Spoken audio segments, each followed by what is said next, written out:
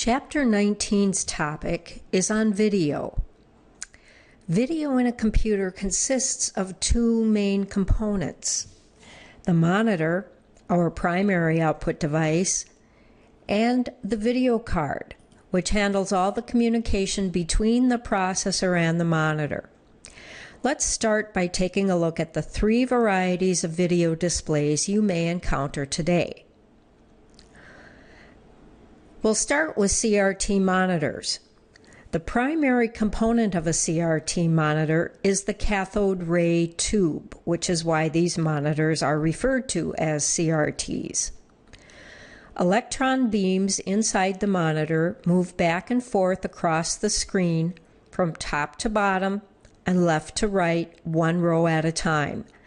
They illuminate phosphor dots on the inside of the glass of the CRT tube. Phosphor is used because it has a quality or a property known as persistence. When illuminated, this persistence creates an image. These images fade quickly, so they need to be refreshed many times per second. On a color monitor, each dot will show up as red, green, or blue when the electron beams sweep across them, because the beams fire at different intensities. These beams are generated by devices called electron guns, and there is one for each color, red, green, or blue. If one of the guns isn't working, then that color will not show up on the screen.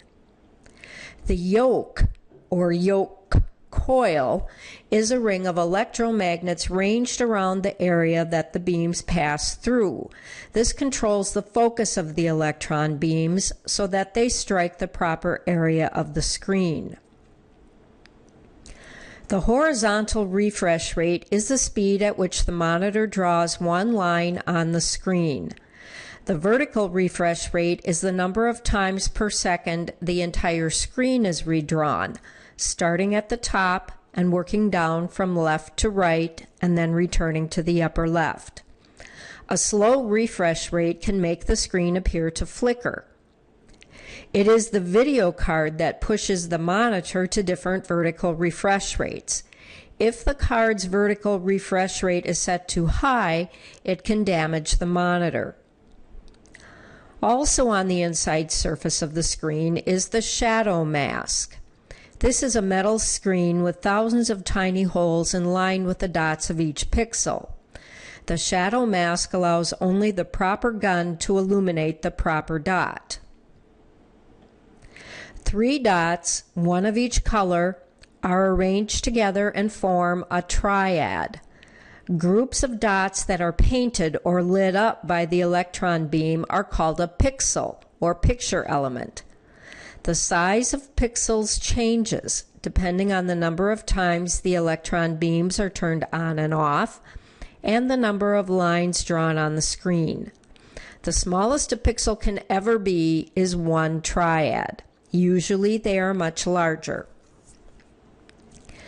Resolution is the number of horizontal pixels times the number of vertical pixels on the screen. So common resolutions range from 640 by 480 through and past 1600 by 1200. They are traditionally in a 4:3 ratio, although widescreen monitors with a ratio of 16:9 or 16:10 are becoming much more common. Those resolutions are commonly 1366 by 768 and 1920 by 1080. Resolution is ultimately limited by the dot pitch of the monitor, and this is the distance between dots of the same color, as well as the total number of phosphor dots. This means that the number of triads on the screen determines the maximum resolution you can get on any given monitor, because each triad contains one of each color dot. Dot pitch is measured in millimeters, and a smaller number is better. The standard VGA resolution that every CRT monitor and video card will support is 640 by 480 in 16 color graphics.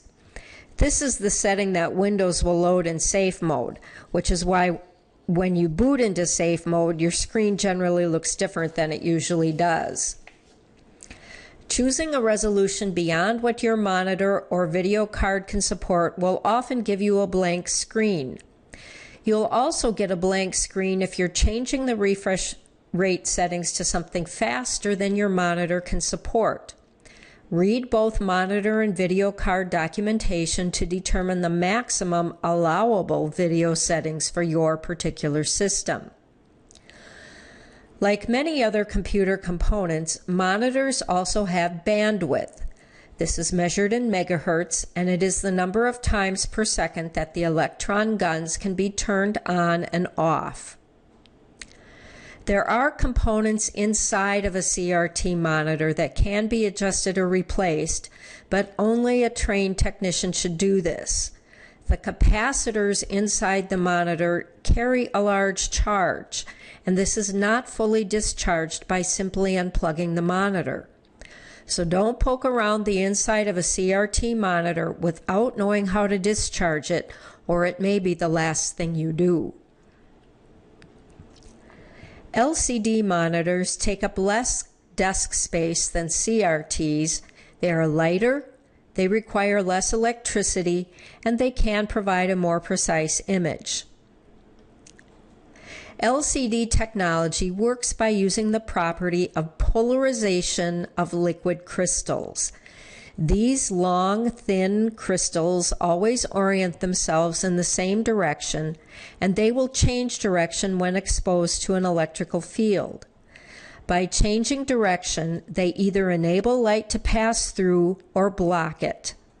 Different LCD technologies control how the crystals orient and allow light to hit colored dots on the screen, which creates your colors. There are two types of LCD technology in use: dual scan passive matrix and active matrix. The active matrix display provides a better quality image. This technology is also called thin film transistor, or TFT.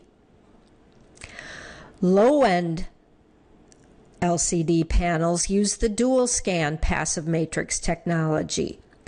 Here, three matrices of wires intersect. A charge can be applied at each intersection, creating light and color on the screen. These are becoming less common.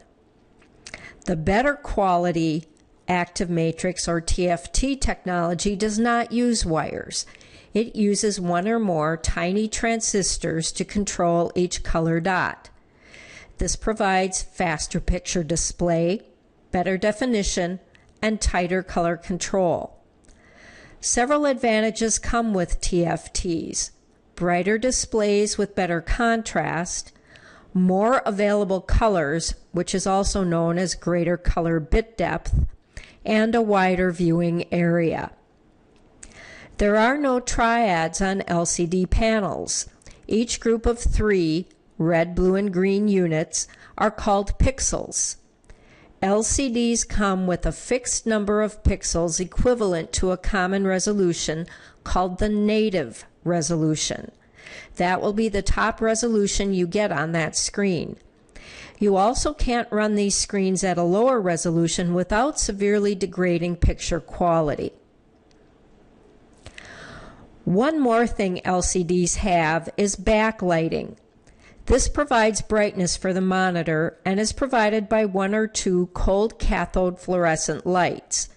This is why LCDs can look brighter at the center of the display and a little darker toward the edges. These cold cathode fluorescent lights need AC power to operate. Since the power transformer on an LCD monitor converts incoming power to DC, LCD screens have a power inverter to convert some of that power back to AC for the cold cathode fluorescent lights. Another technology that can be used for backlighting are LEDs. Monitors using LEDs for backlighting are often referred to as LED monitors or screens. The only difference between the LED and the LCD monitor is the type of light used for the backlighting. A couple of advantages are possible with LEDs, however. They do not need the power inverter that LCDs require for their cold cathode fluorescent lights. They also use less electricity, so they are popular in devices that rely on battery power, such as smartphones and tablets. In either case, the brightness of a screen's backlighting is measured in units called nits, ranging from a low end of 100 nits to higher end readings of 1,000 or more. The average LCD panel's backlighting brightness is 300 nits, which is considered excellent. An LCD's response rate is the amount of time it takes for all of the subpixels on the screen to go from pure black to pure white and back again. This is similar to a CRT's refresh rate, but LCD subpixels hold their image intensity until a power charge changes it. This means LCDs don't have flicker the way CRTs do. This response rate is measured in milliseconds, so a lower number is better, meaning a shorter response time. Lower end or older screens have a rate of 20 to 25 milliseconds, which can produce ghosting if you are looking at something with quickly changing images. Today's LCD screens have a response rate of 2 to 4 milliseconds. The third option of displaying computer images is the projector, and there are two types, the rear view and the front view. A rear view projector puts the image on screen from behind the screen, and they are generally not used with computers. Front view projectors are quite common in classrooms, as well as in many business environments. As with monitors, projectors can be either CRT or LCD. Since the LCD projector is smaller, lighter, portable, and less expensive, these are often used in schools and businesses. In addition to the CRT or LCD technologies of a particular projector, there are three additional concepts to consider. Lumen is the measure of the brightness of a projector. The greater the lumen rating, the brighter the projector is. You would choose a projector with specific lumens depending on the size of the room and its ambient brightness. The projector's throw is the size of the image at a certain distance from the screen. Generally, you want a projector to display an image that most nearly fills the screen without being positioned outside of the room. Every projector has a lamp, and it's arguably the hardest working component in the projector.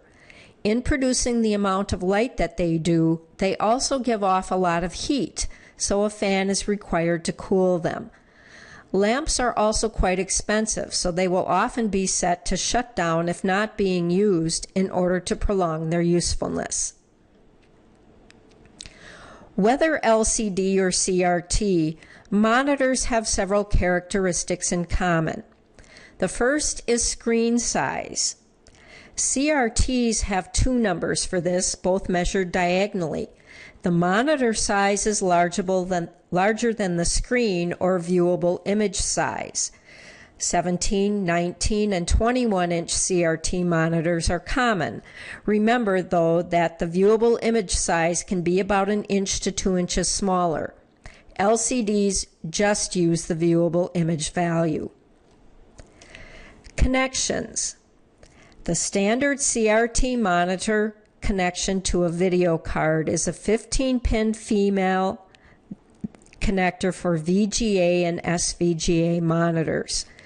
Some very high-end CRT monitors use a special cable with a 15-pin connector on the card and a group of 5 BNC or round connectors at the monitor.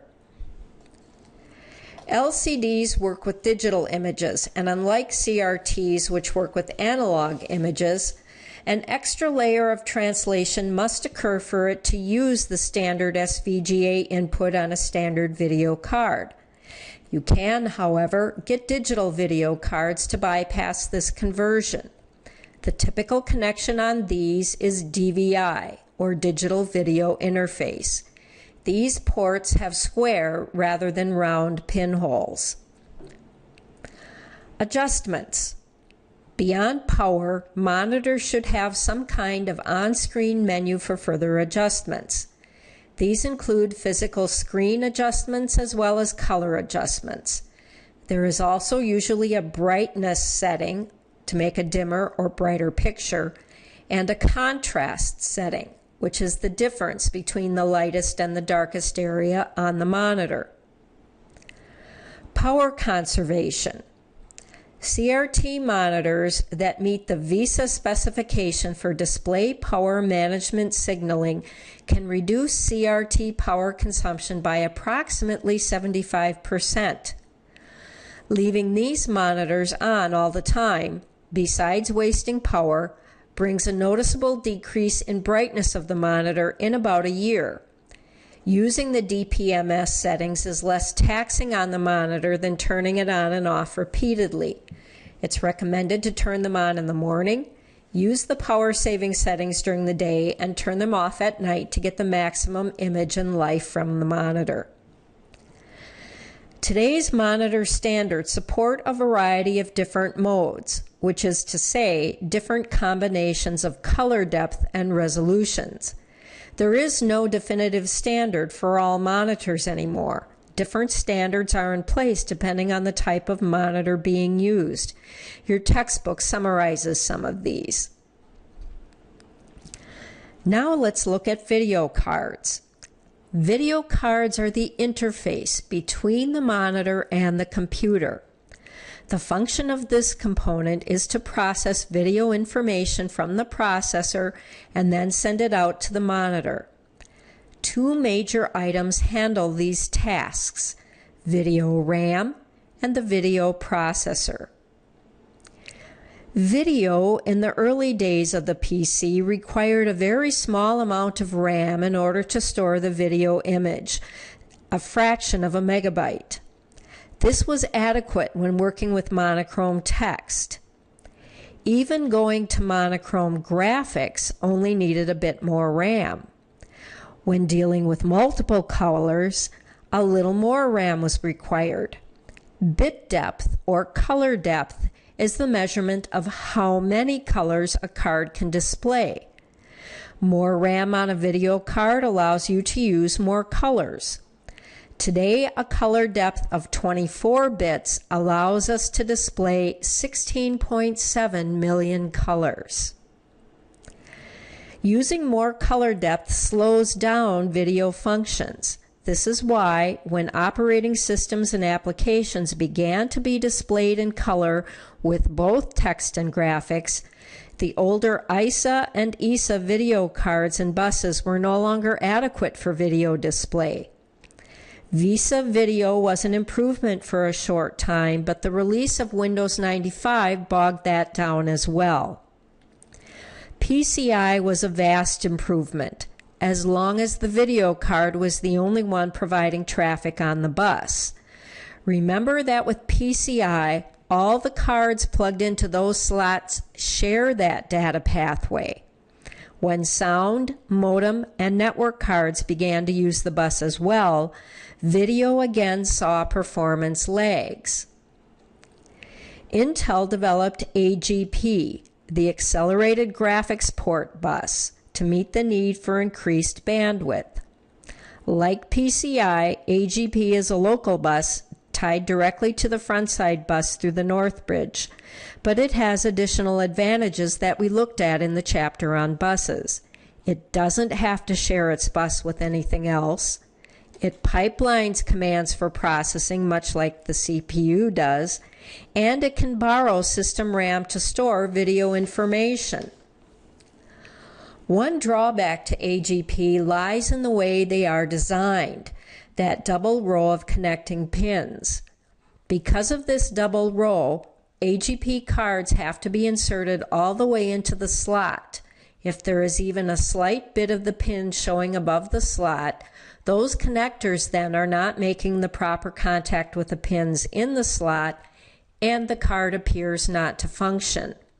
With these cards more than most, It is essential to secure the card to the case and the slot so that it stays fully seated. PCI Express is the latest manifestation of PCI bus technology. PCIe by 16 is currently being used for video cards. Like other new fast buses such as Serial ATA and USB 3.0, PCI Express is serial data transfer instead of parallel like earlier expansion card buses. There is a wide range of functionality in video cards. The most basic onboard video will handle basic office applications, email, and internet surfing. Basic video cards will do all that and more in the way of displaying photos or watching movies, for instance. And if you're a gamer, you know that you want a really good graphics card to get the full gaming experience or to take advantage of Windows Aero Display. Obviously, the more video RAM a card contains, the less it relies on system memory for holding image data. And to take the burden of processing that data off of your system processor, most video cards now have a graphics processor.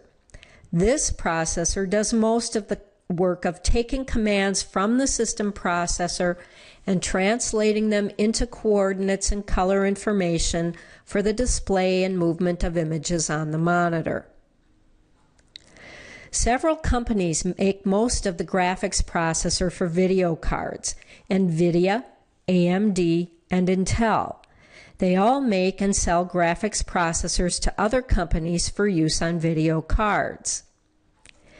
If you've shopped for video cards lately, you know that there are literally hundreds of models to choose from, and it seems that a newer, better, faster one is being released every day. Most computer users are not aware of and don't need the features available on high-end expensive video cards. It's gamers wanting to play 3D games who are demanding more and better video for their gaming experiences. Some video effects are really only found in games, things such as texture, transparency, shadows, reflecting, and bump mapping. Video memory is crucial to the operation of a PC. It constantly updates to reflect every change happening on your screen. If you don't have enough, you're going to experience delays in data throughput, access, and capacity. Manufacturers have found ways around these bottlenecks by increasing the bus width on the video card between the graphics processor and the video RAM, by using specialized RAM on video cards, and by increasing the total amount of RAM on the video card. Each of these has an effect on the capability and the cost of a particular card. The memory bus width on a video card can range from 32 bits wide to 384 bits wide. Now, you might think that having a 348 bits graphics memory bus wouldn't be much good on a system with the 64-bit front-side bus. But keep in mind that a video card is its own little world, a mini motherboard in a way. Data comes into the card over the bus that the card connects to on the motherboard. Once in the card, it must be worked with very quickly to get the data display images out to your monitor. Having a fast graphics processor and a very wide bus between that processor and the video RAM makes this task easier. Specialized types of RAM have been developed for video use.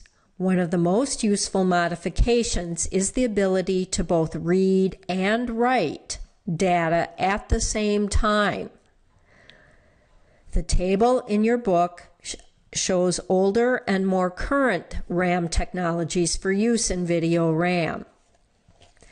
Finally, putting more RAM on the video card itself improves performance. Some cards may have more RAM on them than you'll see in some entire systems.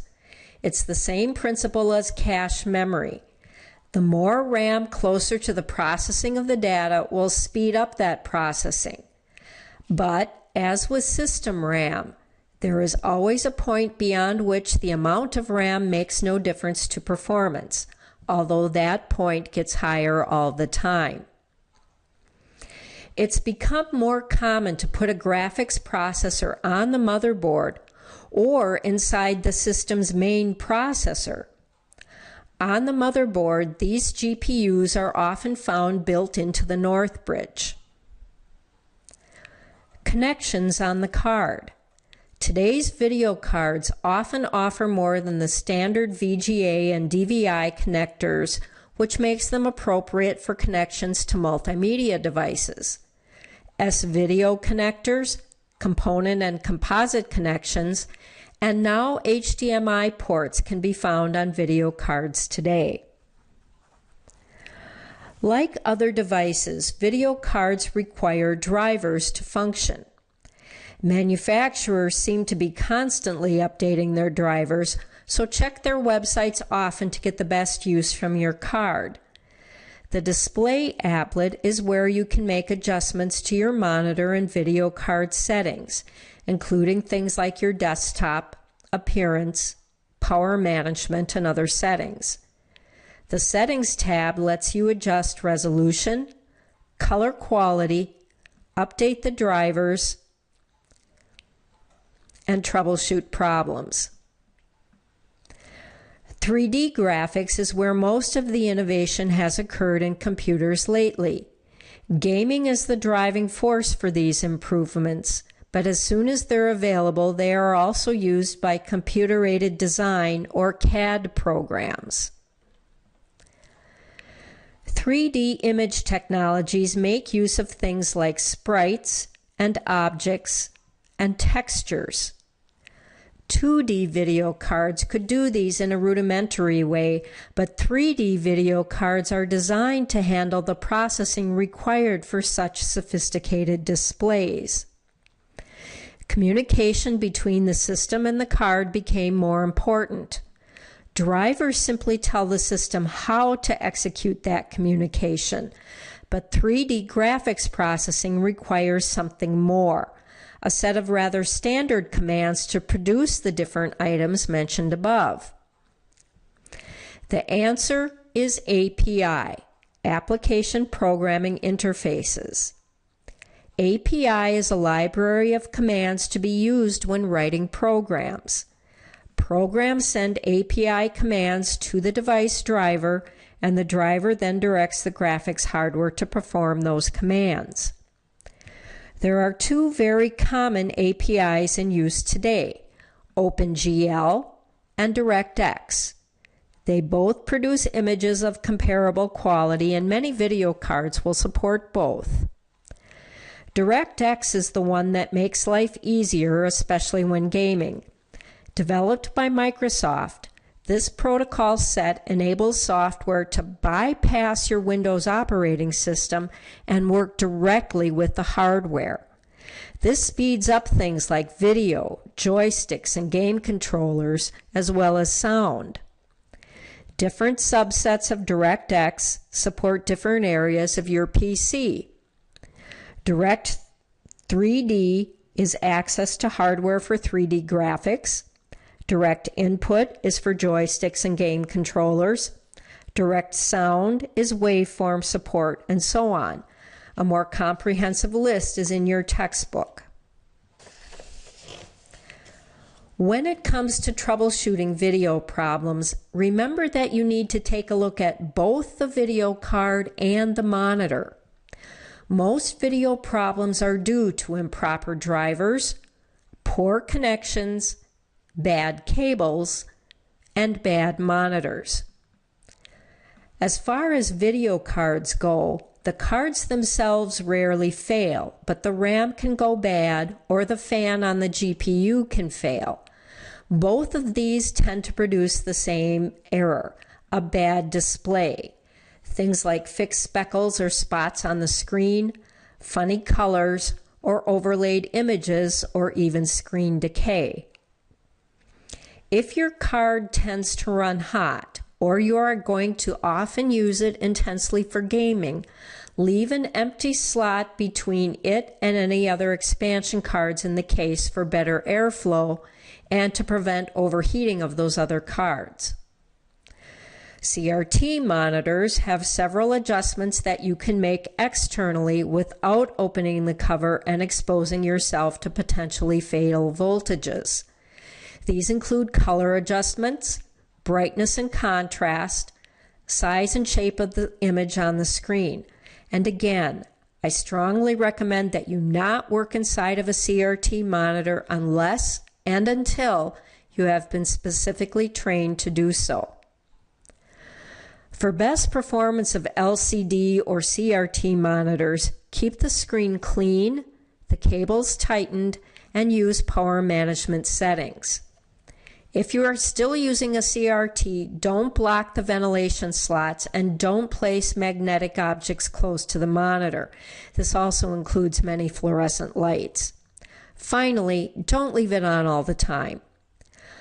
Be aware that monitors often qualify as hazardous waste, so you can't just put them in your trash. The best way to get rid of them is at the electronics recycling drives held several times a year in town, or at a salvage yard.